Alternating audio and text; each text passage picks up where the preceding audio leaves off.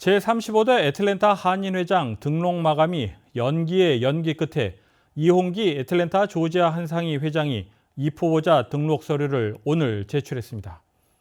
이홍기 회장은 지난주 회장 입후보를 유보한다고 밝힌 후 그동안 여러 숙고 끝에 출마하기로 최종 결정했다고 밝혔습니다. 이홍기 한상희 회장은 공탁금 3만 달러를 비롯해 입후보에 필요한 서류를 김일홍 선관위원장에게 전달했습니다. 김일홍 선관위원장은 이날 받은 공탁금과 관련해 은행 계좌를 따로 개설한 후 올 연말 취임식이 끝난 직후 선거 관련 경비를 제한 후 전달하겠다고 밝혔습니다.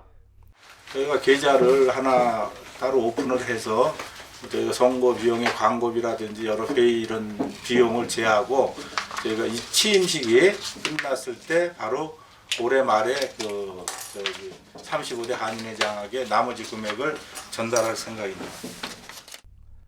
이홍기 후보는 차기 한인회장 출마 배경과 입장에 대해 밝혔습니다.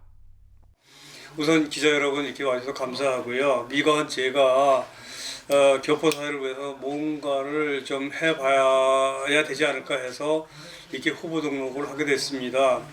저는 50년 역사의 도도한 한인회의 이 애틀랜타 역사를 제가 바르게 지금까지 흘러왔던 흑과 백, 명과 암, 그 다음에 좋은 면과 나쁜 면 모든 것을 감싸 안고 함께 나쁜 면은 반면 교사를 삼을 것이고 좋은 면은 제가 그분들의 뜻을 받들어서 전직 회장님들, 전직 임원들 모든 동포 사회의 화합과 통합을 위해서 일하겠습니다. 이 후보는 또한 애틀랜타 한인회관에 대한 입장도 나타냈습니다. 한인회관이 우리 교포의 그 피와 땀과 정성으로 모인 한인회관입니다.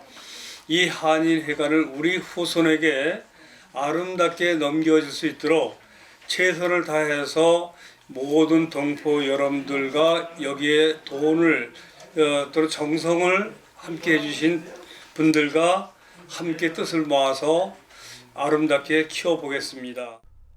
이홍기 회장은 한때 출마 의사를 밝혔던 권규호 한인회 자문위원장을 만난 적은 사실이나 구체적으로 어떤 자리나 직위에 대해 논의한 적은 없다며 원론적인 만남이었다고 선을 그었습니다. 우선 권규호 후보와 서로 얘기가 있었던 건 사실이고요. 단 아직까지 제가 권규호 후보께서 저하고 화합과 통합을 원하신다고 해서 저는 환영이다라고 말씀하셨습니다. 근데 구체적으로 뭐를 막고 뭘 하고 이런 얘기는 나온 게 없습니다. 다만 같이 함께 경합하지 않고 통합을 위해서 하는 거에 대해서는 찬성이다라고 원론적인 얘기만 했습니다. 이상입니다. 또한 제35대 애틀랜타 한인회 집행부 구성 등 조직은 아직 구체적으로 정해진 것이 없으며 추후 당선인이 되어 인수위원회를 통해 밝히겠다고 덧붙였습니다. KTN 뉴스 스티봉입니다. 경찰이 마약 범죄 현장에서 차를 타고 있던 하반신 마비 남성을 강압적으로 체포하는 영상이 공개됐습니다. 해당 남성은 자신은 하반신 마비 환자라며 경찰의 지시를 거부했고 실랑이가 이어져 결국 경찰이 이 남성의 머리채를 잡아 차에서 끌어내렸습니다. 해당 사건이 과잉 진압이었는지 여부를 놓고 논란이 일고 있습니다. 보도에 김상은 기자입니다. 경찰이 남성에게 차에서 내리라고 소리칩니다. 남성은 거듭 하반신 마비 장애가 있어 혼자서 차에서 내릴 수 없다고 말합니다. 결국 경찰은 남성의 머리채를 잡고 강제로 끌어냅니다. 남성이 바닥에 쓰러진 채 도와달라고 소리쳤지만 강한 제압이 이어졌습니다. 심지어 경찰은 저항하는 남성 위로 올라가 수갑을 채운 뒤 억지로 경찰차로 끌고 갑니다. 이 남성은 마약 범죄 의심 현장에서 차를 타고 나왔다는 이유로 경찰에 붙잡혔습니다. 해당 사건 영상이 공개되자 경찰의 과잉 진압 여부를 두고 또다시 논란이 일고 있습니다. 한편 체포된 남성은 경찰이 자신을 불법적이고 비인간적으로 제압했다며 불법 체포에 대한 소송을 낼 예정입니다. 진압에 나섰던 경찰은 체포 남성 차량에서 마약은 발견되지 않았지만 2만 달러의 현금이 발견됐다며 마약과 관련됐을 가능성이 있다며 수사에 나서겠다고 밝혔습니다. KTN 뉴스 김상은입니다. 귀내 카운티 경범죄 전담 검찰청은 13일 귀내 커미션 회의실에서 다문화 안전을 위한 연합체 결성을 추진하는 행사를 가졌습니다. 316 유나이티드 네이션 오브 귀넷이라고 이름 지어진 이날 회의에서는 여러 커뮤니티 관계자들이 참석해 연합의 필요성을 발표하는 시간이 마련됐습니다. 귀내 카운티 경범죄 전담 검찰청의 브라이언 와이사이드 검사장은 이번 행사에 대해 소개했습니다. Well, today we're here to inform the public about our new group, and it's Gwinnett United 316. And that group was formed, number one, to stop crimes against the Asian community and all other communities in regard to hate and prejudice and violence. 와이사이드 검사장은 귀내 카운티에서는 다양한 문화를 배경으로 한 커뮤니티가 형성되어 있다면서 경범죄 전담 검찰청은 이들의 외모나 종교로 인해 차별을 느끼거나 영어 사용만 강요받지 않도록 조처를 할 것이라고 소개했습니다. 특별히 지역사회와 함께 연합해 증오 범죄나 여성 범죄 등에 대응해야 한다며 이번 연합체에 15개에서 20개 커뮤니티 그룹이 참여할 것이라고 덧붙였습니다.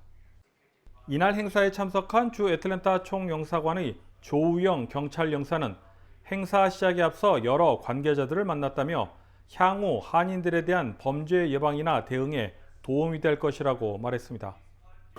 네, 오늘 행사에서 여러 나라의 대표 또 우리 시큐리티를 대표하는 분들이 많이 모였던 것 같고 또 귀넷 카운티 솔리스터 오피스에서 우리 뭐 에이시안 헤이트 크라임이라든가 아니면 여러 여성 범죄라든지 이런 것들을 담당하시는 분들을 만날 수 있게 된 좋은 계기였던 것 같습니다. 그래서 그 행사 사전에 많은 명함도 주고받고 서로 이제 연락처도 교환했기 때문에 아마 앞으로 우리 한인들에 대한 어떤 범죄나 이런 것들 대응하는데 크게 도움이 될 거라고 생각합니다. 한편 이번 행사에 참석한 일부 인사들은 각 커뮤니티의 대표성을 가진 기관이나 사람들이 참석한 것인지 의문이라고 지적하며 연합체 구성에 대해 좀 더 지켜봐야 한다는 입장을 나타냈습니다. KTN 뉴스 스티봉입니다. 다음은 코로나19 소식입니다. 오늘의 코로나19 현황을 김상은 기자가 종합했습니다. 10월 13일 오후 2시 50분 기준 미국 내 코로나19 누적 확진 환자는 4,547만 3,051명, 누적 사망자는 73만 8,782명입니다. 어제 하루 동안 신규 확진 환자는 14만 5,526명 늘었고 신규 사망자는 3,981명 증가했습니다.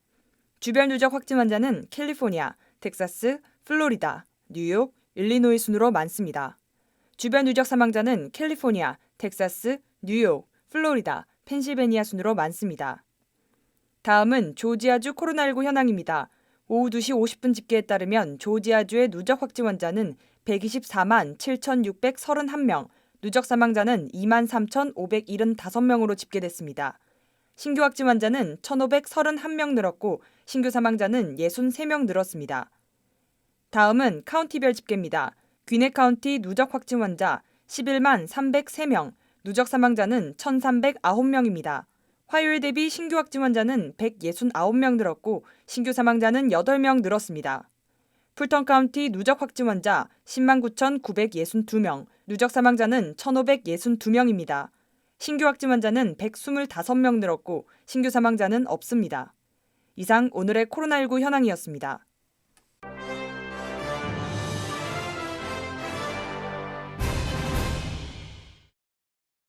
연방국토안보부는 13일 코로나19 백신 접종을 마친 모든 외국인의 경우 다음 달부터 입국을 허용한다고 발표했습니다.